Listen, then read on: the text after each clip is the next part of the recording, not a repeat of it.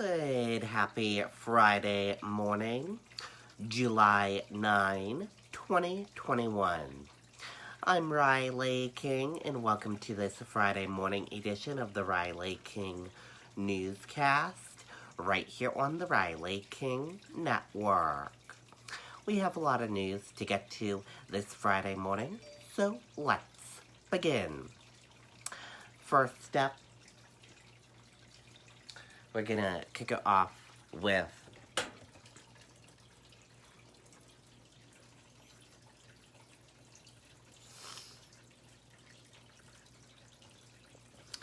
New Hampshire officials say they're prepared for potential impacts of Tropical Storm Elsa. Let's take a listen to that video from WMUR News 9. At Beltates, customers will find everything they need for a building project. The brand names you trust to perform. And with a fleet of over 50 delivery vehicles, we deliver when and where our customers need them. Beltates Building Products. 9 locations throughout New Hampshire and Massachusetts. Tropical Storm Elsa is churning towards New England, bringing heavy rain up the East Coast. The most important message that we'll share with our viewers is turn around, don't drown. The potential exists for flash flooding in some areas of the Granite State. Those at campgrounds are being told to watch out for the possibility of rising waters, which has led to evacuations in past years.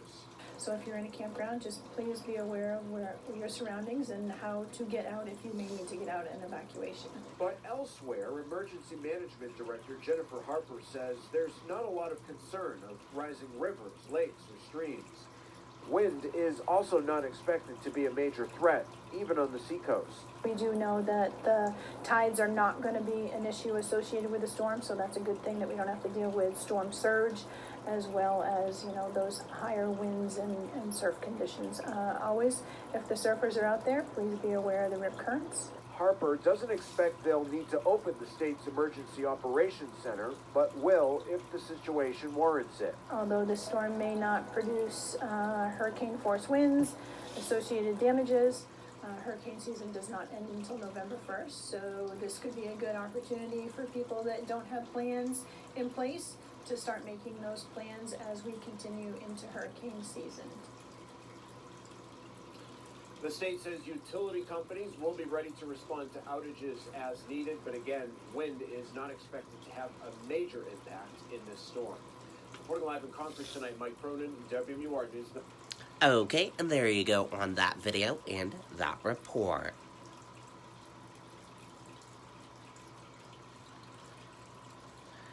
"17 families sue over masks in schools, but some districts say no mask mandates planned." Let's take a listen to that video from WMUR News 9.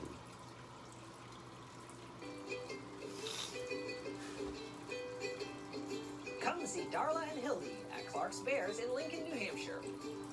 Visit clarksbears.com to reserve your tickets today. Chris Grout says his son has bronchitis and was mandated to wear a mask at his Londonderry school this past year. He says his frustrations were ignored. Now he's concerned about the fall. I just would rather not cover his face for any extended period of time. Now, I would never dare to tell somebody else that they can't do it. He is among 17 families joined in a civil suit. Their goal, to make sure wearing a mask is optional when kids return to school. It causes a lot of different issues for children, both physically, psychologically, and emotionally. And then the second concern is these masks are not necessary. New Hampshire is no longer in a state of emergency.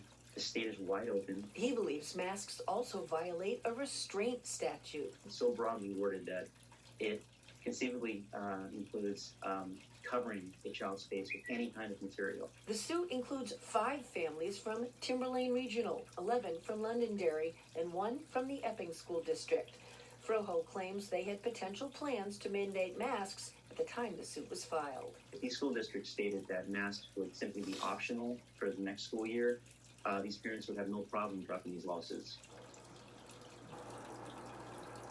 Now, the Epping School Superintendent says they've had plans, a mask-free draft plan for several weeks that the school board is expected to pass next week.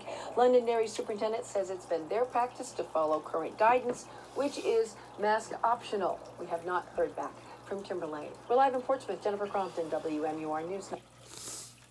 Okay, and there you go on that video and that report. Current COVID-19 cases in New Hampshire rise above 200 again. Let's take a listen to that video from WMUR News 9. At Beltate's, customers will find everything they need for a building project. The brand names you trust to perform. And with a fleet of over 50 delivery vehicles, we deliver when and where our customers need them. Beltate's Building Products. 9 locations throughout New Hampshire and Massachusetts. Pandemic news right now. 2 New Hampshire counties have returned to moderate community transmission. Coos and Belknap seeing the increase, with the rest of the state remaining at minimal. Now, there are 36 new cases of COVID-19 to report tonight, with active cases jumping to 212, the most in 3 weeks. Current hospitalizations are up slightly to 15, but there are no new deaths tonight. Okay, and there you go on that video and that report.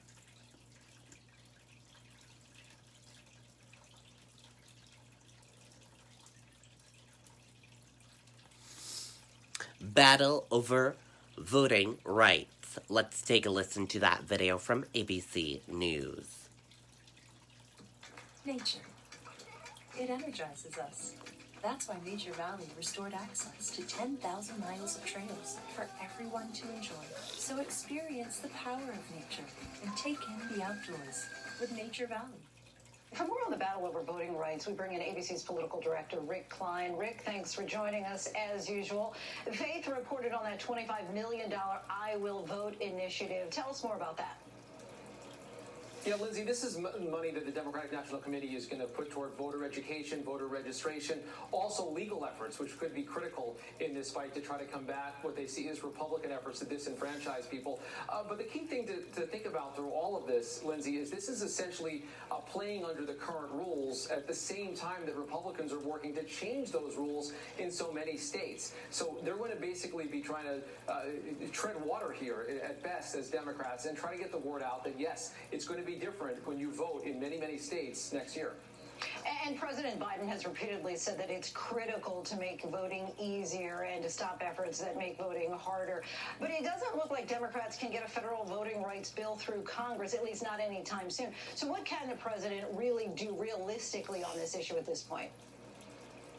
Probably the biggest thing is empowering his Justice Department, as he has done. But we saw with that Supreme Court ruling just a week ago that there are fewer tools that are going to be available to federal authorities to try to enforce old laws like the Voting Rights Act. It was essentially gutted by the Supreme Court. So that means that the Justice Department, when it challenges state law, it's going to have a precedent now that's working against it. It's going to be that much harder for them to get that thrown out.